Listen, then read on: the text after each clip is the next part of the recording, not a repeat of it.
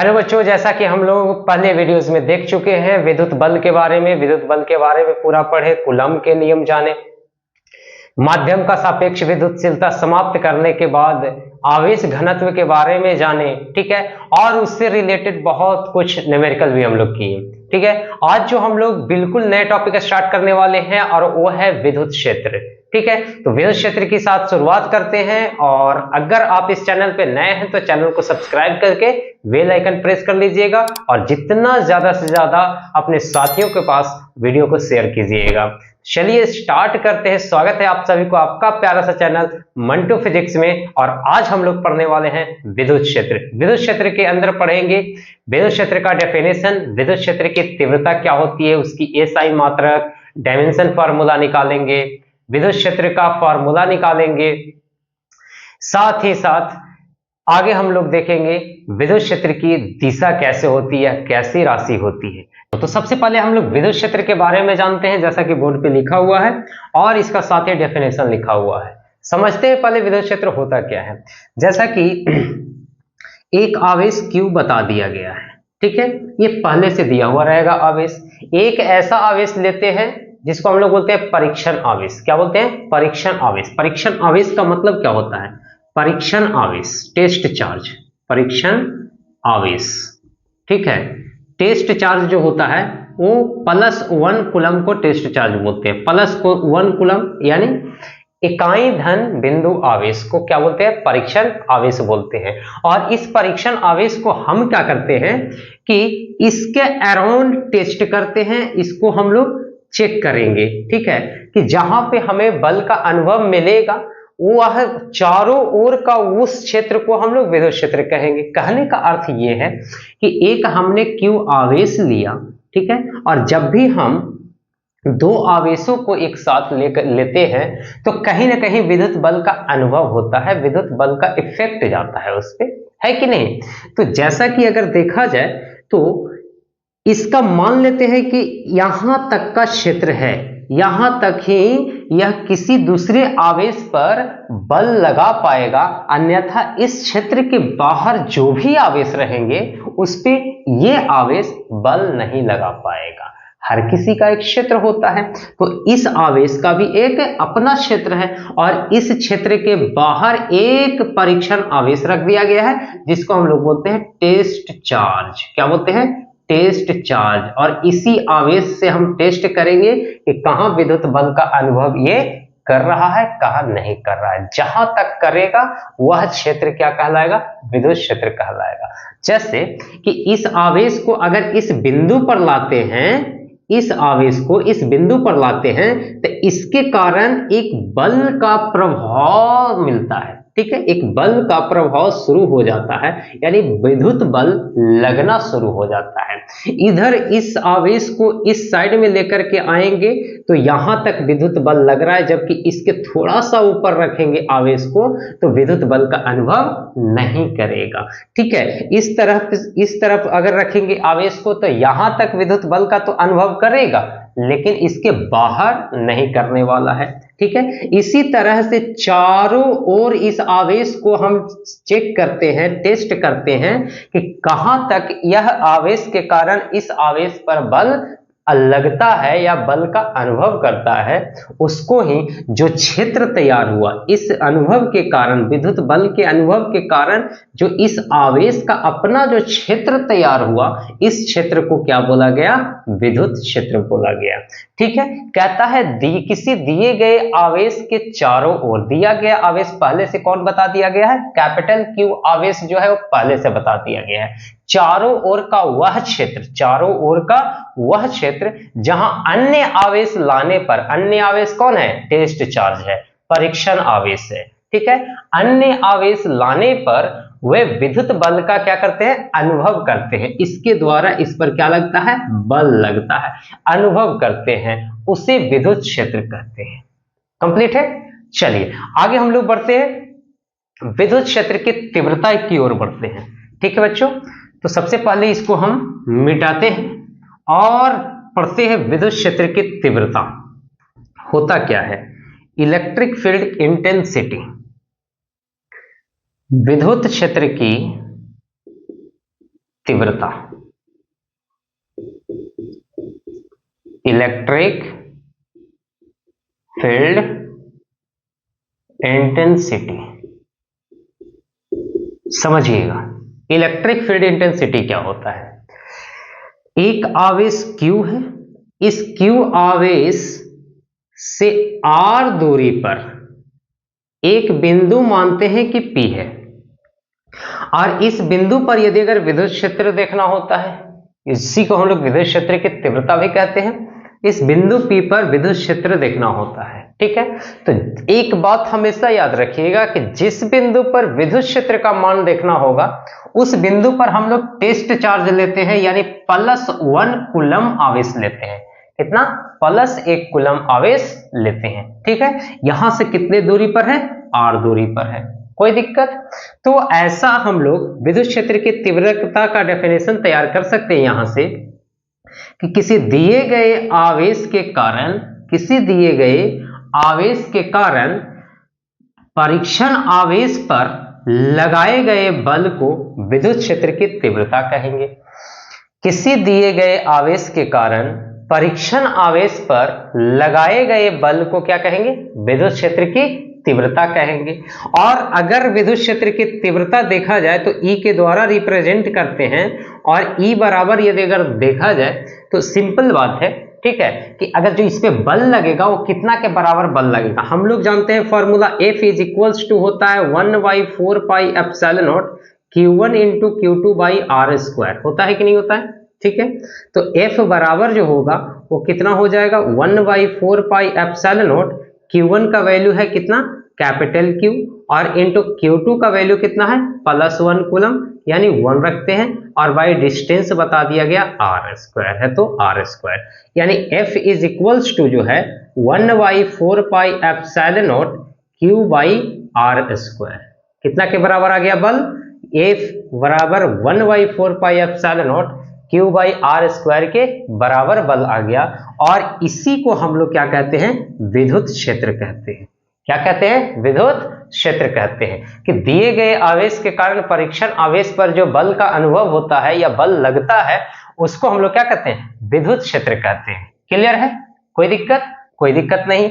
अगर विद्युत क्षेत्र की तीव्रता का एक और डेफिनेशन तैयार करें, देखें तो ऐसा होता है कि E इज इक्वल्स टू होता है F/Q। E is equals to क्या होता है? F/Q, यानी प्रति एकांक आवेश पर लगने वाले बल को विद्युत क्षेत्र कहते हैं। सिंपल सा डेफिनेशन, यहां से भी हम लोग बोल सकते हैं क्या? प्रति एकांक आवेश पर, प्रति एकांक आवेश पर लगने वाले बल, लगने वाले बल को क्या कहते हैं? विद्युत क्षेत्र की तीव्रता कहते हैं। विद्युत क्षेत्र की तीव्रता कहते हैं। और विद्युत क्षेत्र की तीव्रता को E के द्वारा रिप्रेजेंट करते हैं, और E बराबर होता है F/Q। ठीक है, अगर यहां से इसका SI मात्रक हम देखना चाहे तो विद्युत क्षेत्र का SI मात्रक क्या हो जाएगा? तो विद्युत क्षेत्र का SI मात्रक हो जाएगा, विद्युत बल का SI मात्रक होता है न्यूटन, और आवेश का होता है कूलम। आवेश का क्या होता है? कूलम। तो विद्युत क्षेत्र का क्या हो जाएगा? न्यूटन पर कूलम। क्लियर है? यहां से और भी SI मात्रक निकाला जा सकता है। हम क्या करते हैं बच्चों कि मीटर से इनटू और मीटर से अगर मल्टीप्लाई कर दिया जाए, न्यूटन ऊपर है कूलम नीचे है, मीटर से गुना मीटर से भाग कर दिए तो मीटर बन जाता है जूल।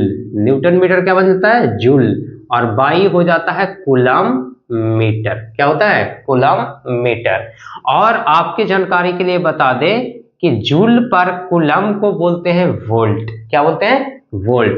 तो यहां से विद्युत क्षेत्र का एक और मात्रक निकलता है वोल्ट पर मीटर। क्या निकलता है? वोल्ट पर मीटर। जो आपके बोर्ड एग्जाम में, 12th के बोर्ड एग्जाम में कई बार ये सवाल आ चुके हैं कि विद्युत क्षेत्र का SI मात्रक क्या होगा, इनमें से कौन है? 4 ऑप्शंस दिए हुए रहेंगे। ठीक है, तो ये ऑप्शंस जो है आपके रहेंगे, बाकी सारे ऑप्शंस गलत रहेंगे। ये वाला दे भी सकता है, नहीं भी दे सकता है। ठीक है, ये वाला कई बार स्टूडेंट को कंफ्यूज करने के लिए, क्योंकि ज्यादातर स्टूडेंट जो जानते हैं वो क्या जानते हैं, F/Q होता है, फोर्स का न्यूटन हो जाएगा, आवेश का कूलम हो जाएगा। ठीक है, न्यूटन पर कूलम विद्युत क्षेत्र का सही मात्रक तो आज तक पढ़े हैं, वोल्ट पर मीटर कैसे होगा। ठीक है, तो इसमें स्टूडेंट कंफ्यूज कर जाते हैं। तो आप कंफ्यूज मत कीजिएगा, आप हमसे पढ़ रहे हैं, आपको हम एक्स्ट्रा जानकारी जरूर देंगे, हर एक टॉपिक के बारे में डिटेल एक्सप्लेन करेंगे, इसीलिए एकदम वीडियोस के अंत तक बने रहिएगा। और ये आपको सारा वीडियोस जो है वो प्लेलिस्ट में चला जाएगा, सीक्वेंस वाइज सारा वीडियोस बनता जा रहा है, आप देखते जाइएगा टॉपिक वाइज टॉपिक। ठीक है, चलिए आगे हम लोग बढ़ते हैं। इसका यदि अगर विमीय सूत्र देखें, ठीक है, तो विमीय सूत्र की बात करें तो जैसा कि हम लोग जानते हैं बल का जो विमीय सूत्र होता है mLT के पावर -2 बाई आवेश का विमीय सूत्र होता है AT। तो यहां से हो जाएगा mLT के पावर -2 और AT ऊपर जाएगा तो A का पावर -1 T का पावर -1। तो इसका जो विमीय सूत्र हो जाएगा वो क्या हो जाएगा, mLT के पावर -3 A के पावर -1। किसका विमीय सूत्र, विद्युत क्षेत्र का विमीय सूत्र। क्लियर है, यहां T का पावर -1 है, यहां T का पावर -2 है, इसीलिए हो जाएगा -3। कंप्लीट। चलिए आगे हम लोग जानते हैं कि विद्युत क्षेत्र जो होता है वो सदिश राशि होता है। कैसा राशि होता है, सदिश राशि होता है। कंप्लीट है। अगर विद्युत क्षेत्र का सूत्र देखा जाए, विद्युत क्षेत्र का सूत्र देखा जाए, मैथमेटिकल फॉर्मूला यदि अगर देखा जाए, ठीक है, तो वो जो होता है वह 1/4πε0 Q/r² के बराबर होता है। अब कैसे होता है उस चीज को हम लोग देखते हैं, समझते हैं। ठीक है, ठीक है। तो अगर विद्युत क्षेत्र का सूत्र देखा जाए, हम बार बार विद्युत क्षेत्र बोल रहे हैं तो ये मत समझिएगा कि विद्युत क्षेत्र की तीव्रता मतलब दोनों सेम ही होता है। ठीक है, विद्युत क्षेत्र की तीव्रता का सूत्र। ठीक है, तो इसके लिए होता है कि यदि अगर एक दिए गए आवेश Q है, यहां से R दूरी पर एक बिंदु P है जहां पर एक परीक्षण आवेश +1 कूलम लेते हैं, तो इस बिंदु P पर विद्युत क्षेत्र का जो मान होता है वह 1/4πε0 Q/r² के बराबर होता है।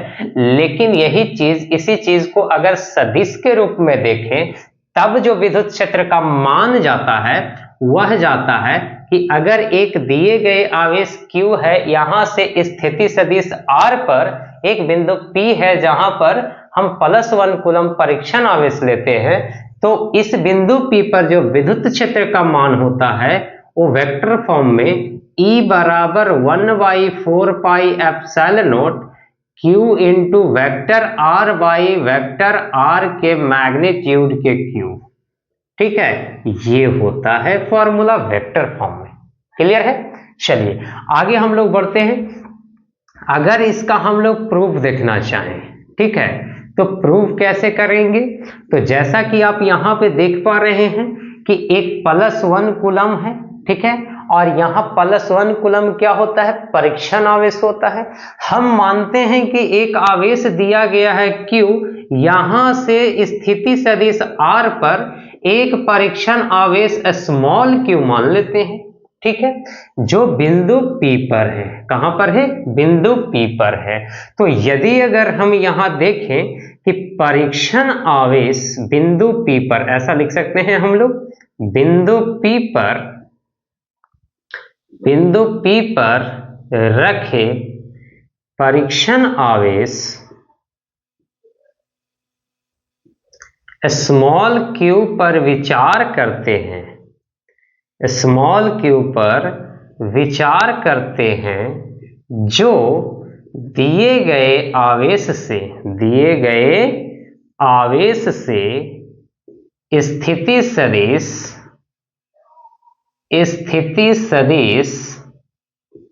R पर स्थित है। कंप्लीट है। तो अगर हम माने कि दिए गए आवेश Q के द्वारा बिंदु P पर रखे परीक्षण आवेश पर जो बल होगा वो कितना के बराबर होगा। ठीक है, तो स्मॉल q पर कैपिटल Q के कारण लगे विद्युत बल ये किसके बराबर हो जाएगा बच्चों? तो F बराबर 1/4 pi epsilon not into capital Q into small q vector R by vector R के क्यूब के बराबर हो जाएगा, है कि नहीं। इसके द्वारा इस पर जो बल लगेगा वो इतना के बराबर लगेगा। क्लियर है। तो जैसा कि हम लोग देख सकते हैं यहां पे कि अगर परिभाषा के अनुसार देखें, किसके परिभाषा? तो विद्युत क्षेत्र के परिभाषा के अनुसार। ठीक है, तो विद्युत क्षेत्र के परिभाषा के अनुसार क्या मिल जाएगा? विद्युत क्षेत्र का परिभाषा कहता है प्रति इकाई आवेश पर लगने वाले बल को विद्युत क्षेत्र कहते हैं। यानी यहां हम अप्लाई कर लेंगे, क्या अप्लाई कर लेंगे? E बराबर में F बट्टा में Q। तो F का जो वैल्यू है वो यहां से हम लोग रख लेंगे, कितना आ जाएगा? 1/4 pi epsilon not capital Q into small q vector R by magnitude of vector R के Q, और बाई में कितना है? स्मॉल q, है कि नहीं। तो अगर यहां से देखें तो स्मॉल q से स्मॉल q कैंसिल कर जाएगा क्या? जब स्मॉल q कट जाएगा तो E बराबर में जो बचेगा वो कितना बचेगा? 1/4 pi epsilon not capital Q into vector R by magnitude of vector R के Q। क्या हमें यही फार्मूला प्राप्त करना था जो वेक्टर फॉर्म में था विद्युत क्षेत्र का? अगर इसको हम परिमाण के रूप में लिखें, मैग्नीट्यूड के रूप में लिखें, तो क्या हमें इतना मिल जाएगा? वो देख सकते हैं कि magnitude of vector E is equals to 1/4 pi epsilon naught Q into vector R by vector R के क्यूब। इस पूरे का मैग्नीट्यूड हो जाएगा, है कि नहीं। तो यहां से E बराबर लिखा जा सकता है 1/4 पाई एप्सिलॉन नॉट, यहां से क्या हो जाएगा? Q into magnitude of vector R by magnitude of vector R के क्यूब हो जाएगा। तो एक वेक्टर R से एक वेक्टर R कैंसिल कर जाएगा, तो बचेगा क्या? 1/4 पाई एप्सिलॉन नॉट Q बटा में R के स्क्वायर बचेगा, क्योंकि एक R तो कैंसिल कर गया, जो आपके यह मैग्नीट्यूड के बराबर है, विद्युत क्षेत्र के परिमाण के बराबर है कि नहीं। तो ये वेक्टर फॉर्म में हो गया और ये मैग्नीट्यूड फॉर्म में हो गया, ये दिशा ये सदिश के रूप में हो गया और यह उसका परिमाण हो गया। कंप्लीट है बच्चों। तो हम लोग तो विद्युत क्षेत्र का परिमाण देख लिए, अब हम लोग ये जानते हैं कि विद्युत क्षेत्र जो होता है सदिश राशि होता है, और जब सदिश राशि होता है तो कहीं न कहीं दिशा भी होगा इसका। ठीक है, तो परिमाण और दिशा दोनों होता है, जिसमें हम लोग परिमाण देख चुके हैं, बचा क्या? दिशा बचा, है कि नहीं। तो चलिए आइए हम लोग अब देखते हैं विद्युत क्षेत्र की दिशा। ठीक है, विद्युत क्षेत्र की दिशा क्या हो जाएगा? ध्यान से समझिएगा बच्चों, आपको एक एक टॉपिक बहुत बेहतर तरीके से क्लियर होगा। ठीक है, आप हमसे पढ़ रहे हैं तो किसी तरह का कोई दिक्कत नहीं होने देंगे, कहीं पे भी दिक्कत नहीं होने देंगे। तो चलिए हम लोग जानते हैं विद्युत क्षेत्र की दिशा। विद्युत क्षेत्र की दिशा, ठीक है। तो केस फर्स्ट की अगर बातें करें हम, ठीक है, तो केस फर्स्ट में कहता है कि यदि अगर आवेश जो है, आवेश का प्रकृति अगर धन होता है, यानी आवेश अगर धन प्रकृति की होगी, तब जो विद्युत क्षेत्र का दिशा होगा वो कैसा होगा। और क्योंकि दो ही तरह के आवेश होता है, एक धन आवेश होता है, एक ऋण आवेश होता है, तो दो ही कंडीशन में तो विद्युत क्षेत्र की दिशाएं होंगी। और अगर केस सेकंड की बातें करें, केस सेकंड की बातें करें तो इसमें अगर आवेश की प्रकृति ऋण होती है तब दिशा कैसे चला जाएगा। तो जैसा कि अभी बार बार हम ये बात बताते आ रहे हैं कि जिस बिंदु पर विद्युत क्षेत्र देखना होता है वहां पे हम परीक्षण आवेश लेते हैं, यानी +1 कूलम लेते हैं। ये आवेश कभी भी इस आवेश का प्रकृति चेंज करने वाला नहीं है, जब भी चेंज करेगा तो इसका चेंज करेगा, दिए गए आवेश का। ये प्लस में भी हो सकता है, माइनस में भी हो सकता है, लेकिन ये जो है हमेशा प्लस में रहने वाले हैं। यहां से स्थिति सदिश कितने पर, आर पर, ये भी स्थिति सदिश कितने पर स्थित है, आर पर स्थित है। और जिस बिंदु पर विद्युत क्षेत्र देखना रहता है वहां क्या लेते हैं, +1 कूलम लेते हैं। तो दोनों ही कंडीशन में विद्युत क्षेत्र की दिशा देखेंगे। तो प्लस प्लस के कारण हम लोग जानते हैं कि प्लस प्लस जब समान आवेश होता है तो एक दूसरे को प्रतिकर्षित करता है। तो इसका जो दिशा हो जाएगा इस बिंदु P पर वो कैसे हो जाएगा, तो सदिश R की दिशा में होगा। सदिश R की दिशा भी राइट साइड में है, यहाँ पे विद्युत क्षेत्र भी कैसे हो जाएगा, राइट साइड में हो जाएगा। क्यों हो जाएगा पता चला ना, पॉजिटिव है, ये भी पॉजिटिव है, तो धन आवेश मिलता है तो एक दूसरे को क्या करता है, प्रतिकर्षित करता है। जबकि ये माइनस में आवेश है और ये प्लस में आवेश है, तो इस बिंदु पर अगर विद्युत क्षेत्र की दिशा देखेंगे तो ये माइनस और प्लस एक दूसरे को आकर्षित करेगा, यानी यहाँ पे जो विद्युत क्षेत्र की दिशा जाएगा वो कैसे जाएगा, लेफ्ट साइड में चला जाएगा। ये हो जाएगा E का दिशा। यानी लिखने के लिए हम लोग लिख सकते हैं कि यदि दिए गए आवेश की प्रकृति ऋण हो तो विद्युत क्षेत्र की दिशा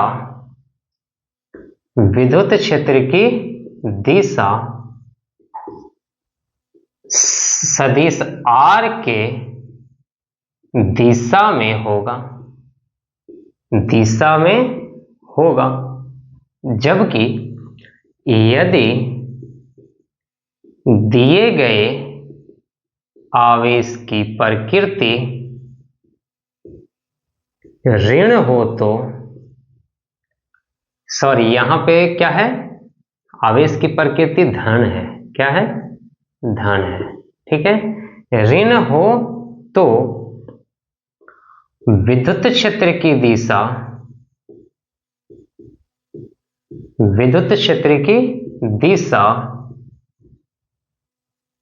सदिश R के विपरीत होगा।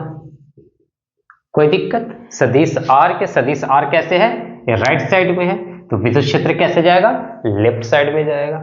यहां तक कंप्लीट है सभी को, ठीक है। यदि अगर आपको कंप्लीट होता जा रहा है, सब कुछ समझ में आ रहा है, आप अच्छे अच्छे कमेंट्स कीजिएगा, वीडियोस में कमेंट सेक्शन में कमेंट कीजिएगा, और साथ ही साथ आपको जिस टॉपिक पे भी चाहिए वीडियो वो आप कमेंट में जरूर लिखिएगा, ताकि उस पे हम आपको वीडियोज ला करके दे सके, आपको बेहतर तरीके से उस टॉपिक के बारे में समझा सके। जिस भी टॉपिक में दिक्कत हो उस टॉपिक को आप कमेंट कर दीजिएगा, हम आपको जरूर उस पे ले करके आएंगे, ठीक है। चलिए आगे हम लोग चलते हैं, थोड़ा सा आगे, कि कहता है कि अगर एक आवेश को एक स्टार पॉइंट लगा करके लिखते हैं हम लोग, ठीक है, कि एक आवेश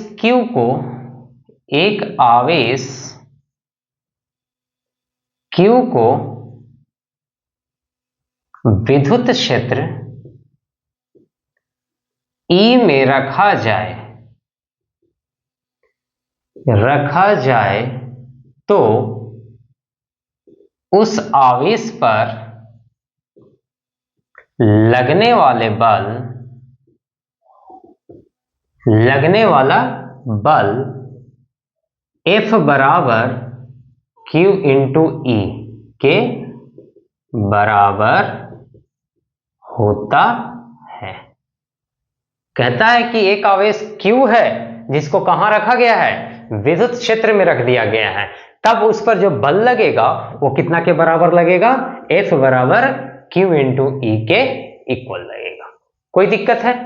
आई होप कि आपको बहुत समझ में आया होगा अच्छे तरीके से, ठीक है। तो आज के लिए हम लोग इतना ही रखते हैं, फिर हम लोग मिलते हैं इसी के साथ किसी नए टॉपिक के साथ नेक्स्ट वीडियो में। तब तक के लिए आप पढ़ते रहिए, मस्त रहिए, स्वस्थ रहिए, तंदुरुस्त रहिए, और वीडियोस को लाइक कीजिए, जितना ज़्यादा से ज़्यादा शेयर कीजिए। Thank you so much.